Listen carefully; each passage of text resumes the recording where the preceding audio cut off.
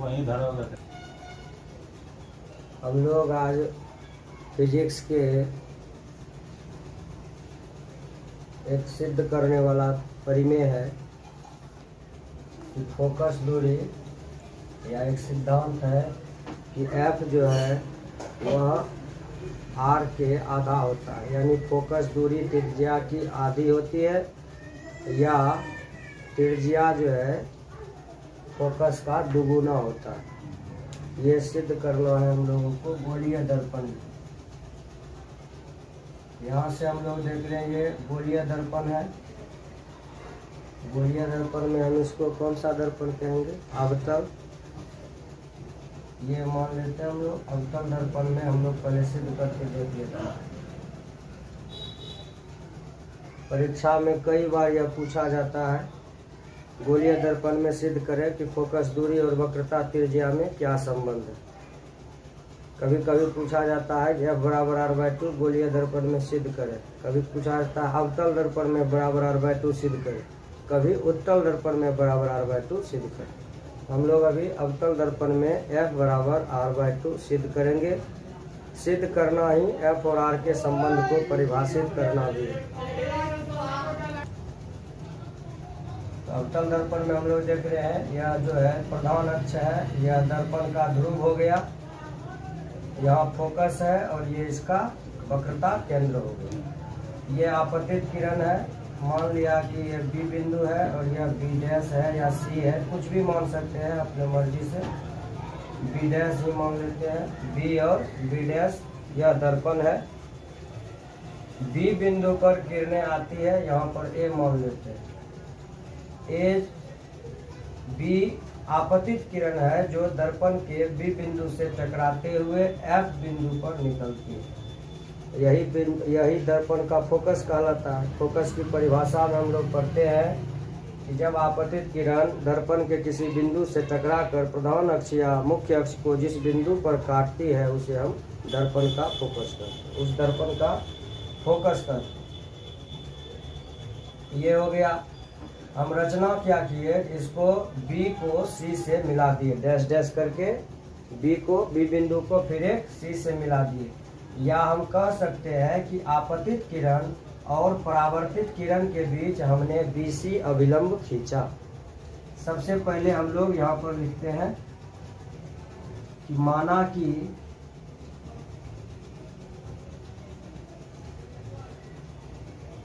B' दर्पण अवतल दर्पण है,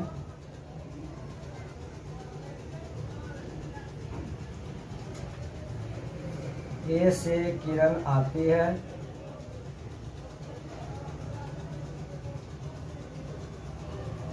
दर्पण के B बिंदु से टकराकर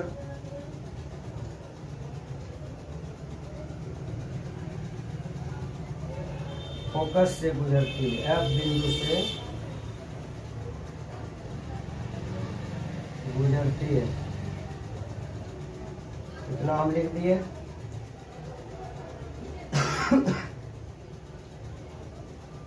रचना में हमने क्या किया है, B से C तक रेखा खींचा है, B से C अभिलंब खींचा, अभिलंब खींचा। ये हमने रचना किया। अब हम देखते हैं प्रकाश के परावर्तन में आप आने वाली किरण और अभिलंब के बीच के कोण को हम आपतन कोण कहते हैं। आई हो गया ये। और अभिलंब और अपवर्तित किरण के बीच, परावर्तित किरण के बीच के कोण को परावर्तन कोण कहते हैं। तो आपतन कोण यहाँ पर हो गया कोण ABC बराबर कोण हो जाएगा CBF। ये दोनों कोण क्यों बराबर होगा? क्योंकि आपतन कोण हमेशा परावर्तन कोण के बराबर होते हैं प्रकाश के परावर्तन के नियम से। यहाँ लिख देते हैं प्रकाश के परावर्तन के नियम से।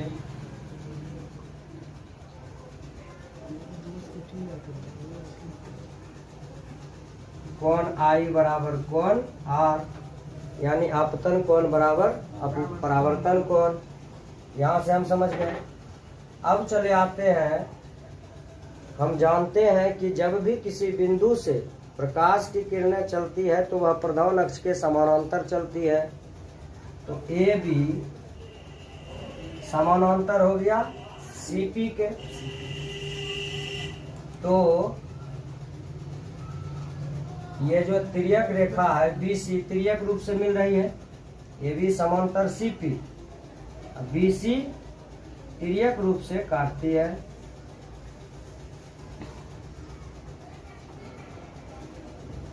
तिर्यक रूप से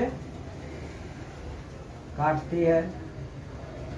जानते हैं कि जब दो समांतर रेखाओं को तीसरी रेखा तिर्यक रूप से काटे तो उनसे बने एकांतर कोण बराबर होते हैं। यह कोण इस कोण के बराबर हो जाएगा, यानी कोण ABC बराबर कोण हो जाएगा तब BCF। ये कोण हो गया, दोनों एकांतर कोण हो गए, दोनों बराबर हो गया। हमको सिद्ध करना है कि F बराबर R/2, ये F हो गया और यहाँ से यहाँ का दूरी R हो गया, यानी F और R बराबर F बराबर R/2 होगा।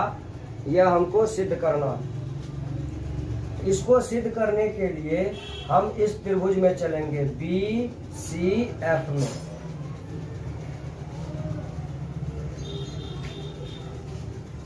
त्रिभुज BCF में, BCF में हम क्या देख रहे हैं कि I और R पहले से बराबर है। कोण अब हम यहां से ले लेते हैं, इसको मान लेते हैं समीकरण 1, इसको मान लेते हैं समीकरण 2। BCF में हम क्या देखते हैं, कोण A, यह कोण I बराबर कोण R और कोण C जो है बराबर कोण C, ये वाला कोण। यह तीनों कोण तो बराबर हो गया। प्रकाश के परावर्तन के नियम से ये दोनों कोण आपस में बराबर हो गए और समांतर रेखा को तिर्यक रूप से काटे तो यह कोण इस कोण के बराबर हो गया। तो अब हम लोग देखते हैं कि यह R जो है यानी कोण CBF, कोण CBF बराबर हो गया BCF।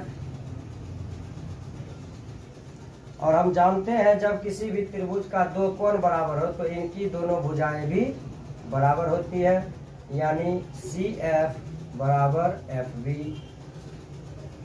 इसलिए CF बराबर FB। अब जब ये दोनों भुजा हमारा बराबर हो गया तो अब हम यहाँ पर मानते हैं या लिखते हैं, अगर B बिंदु P के बहुत निकट हो जाए,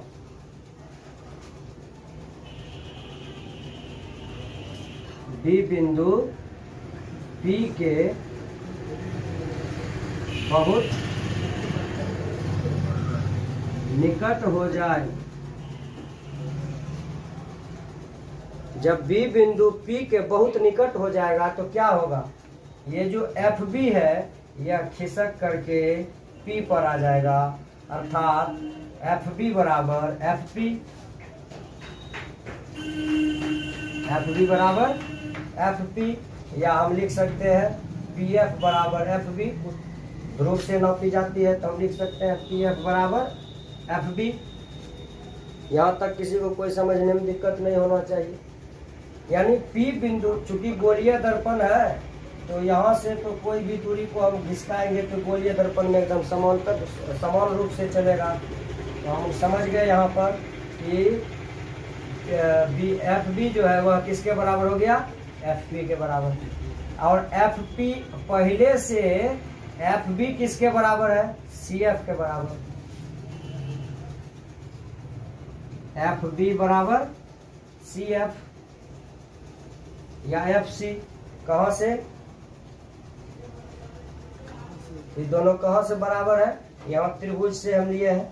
सी एफ बराबर एफ बी यहाँ है, यहाँ समीकरण 3 मान लेते हैं इसमें।